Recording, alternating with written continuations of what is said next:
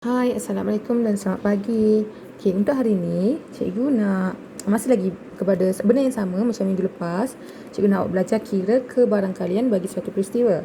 Okey, untuk hari ini cikgu nak awak buat soalan nombor 6 sampai 10. Okey, kalau cikgu briefing sikit je pasal setiap soalan. Untuk soalan nombor 6, dia direct je soalan dia. Dia kata suatu tinjauan tentang bilangan kematian akibat kemalangan dalam tempoh tertentu ditunjukkan dalam jadual di bawah. Okey. Kalau yang meninggal disebabkan motor ada 300 orang. Meninggal disebabkan kereta 100 orang, lori 40, bas 60. Dia kata cari kebarangkalian bagi kematian yang melibatkan kemalangan. Yang pertama, motosikal. Okey, dia suruh cari kebarangkalian. Bila perkataan cari kebarangkalian, automatik awak kena guna formula PA sama dengan NA per NS. Kan cikgu cakap, kalau di sini A, sini pun mesti A. Kalau kita nak cari kebarangkalian motosikal, ini A, motosikal kan. So P motosikal sama dengan N dalam kurungan mesti pun motosikal juga. Motosikal per dengan N S. Okey. N motosikal dalam ni ada berapa? Motosikal. Motor ni lah. Motor ni motosikal lah. Okey, 300. NS berapa semua sekali ni? Berapa jumlah ni kira? 300 campur 100, 400. Campur ni 500.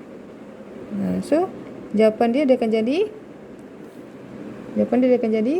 3/5. So, itulah jawapan dia. Okey, ni baru soalan 1, 61. Awak kena cari setiap satu. Kereta, lori, bas berapa pula? Okey. Jadi, next. Okey, next kita tengok soalan nombor 7 pula. Okey, dekat soalan nombor 7 ni dia bagi tahu suatu tinjauan. Okey. Suatu tinjauan menunjukkan 200 daripada 300 orang perokok akan menjadi penagih dadah. Okey.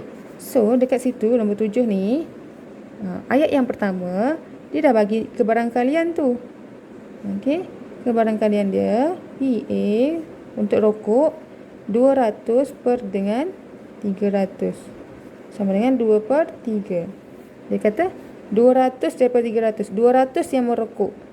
Okey, 200 yang merokok akan jadi penagih dadah. Inilah, merokok dan penagih dadah daripada 300 orang. 200 tu akan jadi penagih dadah daripada 300 orang yang merokok. So, total semua 300 orang kan? Okey. Ini kebarangkalian dia bagi. Lepas tu dia kata 800 daripada 1000 orang perokok pula akan mati akibat kanser paru-paru. Okey, yang ni penagih. Okey. Lepas tu PB pula cikgu buat. PB sini untuk yang akan mati. Kanser paru-paru. Kanser paru-paru. Okey. Lepas tu PB. Dia kata 800 daripada 1000 orang. So, 800 per dengan 1000. Sama dengan 8/10. Sama dengan 4/5. Okey. Ini awak kira, tekan kalkulator. Okey. Jadi, kita ada dua kebarangkalian. Daripada ayat yang dibagi, kita ada dua kebarangkalian. Satu untuk jadi penagih. Satu untuk mati disebabkan kanser paru-paru. Okey. So, awak kena faham soalan . Lepas tu, dia kata, soalan A, dia kata, jika 1200 orang perokok dipilih secara rawak, cari bilangan perokok yang dijangka akan menjadi penagih dadah. So, ini senang saja. Kalau dia ada 1200 orang, berapa yang dijangka dia akan jadi penagih? So, 1200 ni darab dengan kebarangkalian penagih. Mana satu kebarangkalian penagih? Inilah. Lepas tu soalan yang kedua ni pula, dia kata cari bilangan. Dia nak bilangan, bukan kebarangkalian. Dia nak bilangan. Bilangan yang dijangka akan mati akibat kanser paru-paru. So, daripada 1200, berapa orang akan mati akibat kanser paru-paru? So, 1200 darab dengan kebarangkalian mati kanser paru-paru. Darab dengan kepada yang kena. So, akan dapatlah jawapan. Okey? Cuba buat . Okey. Lepas tu, untuk soalan 8 pula. Okey, kita tengok soalan 8 pula. Soalan 8, dia kata, senaraikan ruang sampel S bagi setiap yang berikut. Okey, satu nombor dipilih secara rawak daripada satu set nombor perdana yang kurang daripada 15. Okey. Dia suruh awak senaraikan sampel. Ingat lagi senaraikan sampel macam mana? Senaraikan sampel awak kena tulis S sama dengan apa? Awak kena isilah apa pasal awak tutup kurungan dia. Okey, sekarang ni dia kata nombor tu dipilih secara rawak daripada satu set nombor perdana. Nombor perdana yang kurang daripada 15. Okey. Sekarang ni kita ada nombor 1 sampai 15. 1 sampailah 15. Okey. Awak kena cari nombor perdana dalam ni. Nombor perdana ni adalah nombor yang hanya boleh dibahagi dengan diri sendiri atau nombor 1 sahaja. Okey, contohlah cikgu ada nombor 1, 2, 3, 4, 5, 6, 7. Awak senaraikan sampai 15. Okey, ini cikgu senaraikan nombor dia. Okey, 1 bukan nombor perdana. Dia start dengan nombor 2. Okey. Dia hanya 2 sahaja yang nombor genap, nombor perdana. Yang lain tu nombor, kita tengok nombor apa? Nombor ganjil. Okey. Nombor 3 adalah nombor perdana. 3 tak boleh bahagi 2. 3 hanya boleh bahagi dengan 3 dan 3 boleh bahagi dengan 1. Cikgu cakap apa tadi? Nombor perdana hanya boleh dibahagi dengan diri sendiri dengan nombor 1 sahaja. 4 boleh bahagi 2 kan? So dia bukan nombor perdana. 5 nombor perdana. Sebab dia boleh bahagi dengan diri sendiri dan nombor 1. 6 boleh bahagi 3 kan? 6 bahagi 3 dapat 2 kan?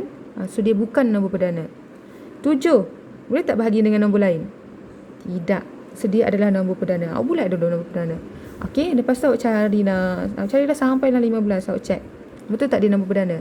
Nombor perdana hanya boleh dibahagi dengan diri sendiri dan nombor 1. Lepas awak cari nombor perdana ni, awak senaraikan dalam ni. Okey, start dengan nombor 2 kan? 2, 3, lepas tu 5, 7. Awak senaraikanlah sampailah habis. Lepas tu awak tutup kurungan. So itulah macam itulah jawapan dia. Okey? Cuba buat Okey, ini soalan A. Soalan B pula. Soalan B pula dia kata dia bagi kotak A dengan kotak B macam ni. Kotak A ada X, Y, Z. Kotak B ada 2, 4.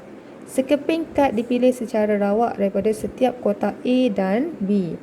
Okey, so kita nak senaraikan sampel. Ini macam yang kita pernah buat sebenarnya saja. First sekali buat kotak. Buat kotak ni. Pasal ubatlah sini. Sini kita ada X, Y, Z. Ini kotak A. Sini kita ada 2, 4. Ni kotak B. Okey. Lepas tu isikanlah dalam ni. Buat kurungan.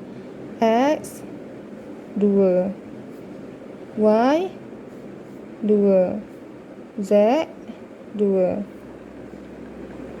Masuk sini. X 4, Y 4, Z 4. Okey, lepas tu ni ke jawapan dia? Tidak. Masih lagi awak kena buat senaraikan sampel, kena buat S sama dengan kurungan. Beza dengan yang ni, dia ada awak kena ikut yang dalam kurungan ni. Awak kena buat kurungan. Kurungan biasa X2, koma.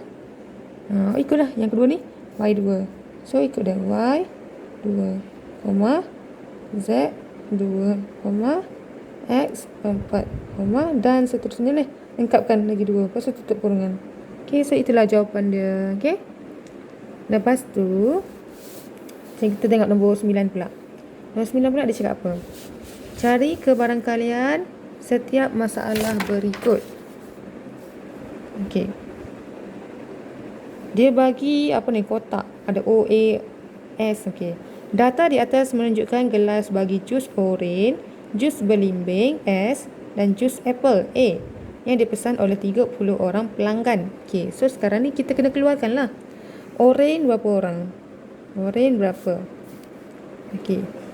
Oren mewakili O berapa? Belimbing berapa orang? Belimbing mewakili S berapa orang? Apple mewakili A berapa orang? Okay, sebab dia cakap O oren, belimbing S, Apple A. Okay, so kita kena keluar berapa orang. Cari dan kira berapa orang. O ni kan. Cuba kita O. 1, 2, 3, 4, 5, 6, 7, 8, 9, 10, 11, 12, 13, 14, 15, 16, 17, 18. So tulislah 18 oren. Okey, awak kena senaraikan semualah. Cikgu tak nak senaraikan. Cikgu tunjuk sikit je. Okey, lepas tu dia kata yang dipesan oleh 30 orang pelanggan. So sini mesti total semua ni 30. Sini belimbing berapa orang, berapa orang, tengok sini. Cari kebarangkalian bahawa seorang pelanggan yang dipilih secara rawak memesan jus apple. So kalau pesan jus apple mestilah macam tadi juga lah. Okey, yang pertama kebarangkalian kan dia cari kebarangkalian. So, kalau kebarangkalian kita tulis formula P apple sama dengan N apple sama dengan per dengan NS.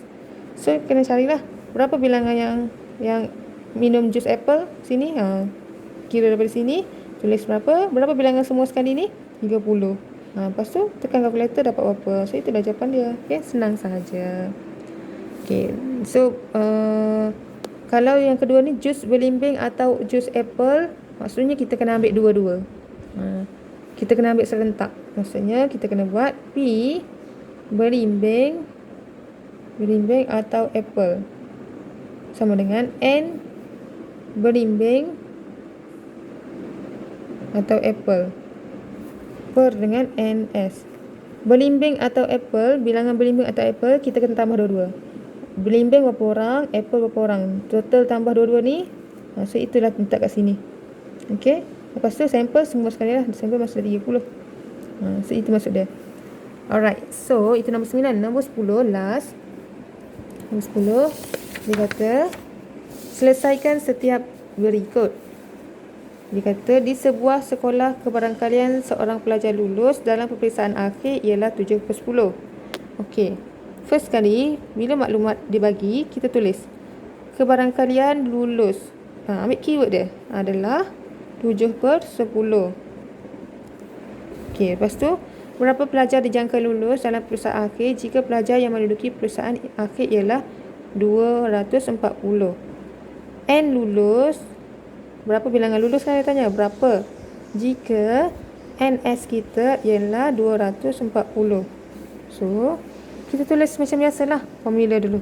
P lulus sama dengan N lulus per dengan NS. Lepas tu kita masukkanlah maklumat yang dibagi. Ini maklumat yang dibagi. Okey, kita masukkan maklumat yang dibagi. P lulus dia bagi 7/10. Sama dengan N lulus dia tak bagi. Masih lagi N lulus. NS dia bagi 240. Lepas tu cikgu rasa minggu lepas cikgu dah bagi tahu kan. Pindahkan 240 pergi depan, daripada bahagi dia jadi pindah darab. So 7/10 darab 240. Dapatlah N lulus. Kiralah hasil darab tu dapat berapa. Okey. So itu yang A. Yang B pula. Okey, yang B pula soalan dia kata selesaikan setiap yang berikut. Yang B. Sebuah kotak mengandungi 9 biji guli biru. Okey, soalan B. Ada 9 biru, 2 merah, 2 biji guli merah dan X guli putih. Jika sebiji guli dipilih secara rawak daripada kotak itu, kebarangkalian memilih guli putih ialah 1/4. Okey, P putih sama dengan 1/4. Cari nilai X. Okey. Yang ni cikgu rasa macam pernah buat dah sebelum ni. Adakah?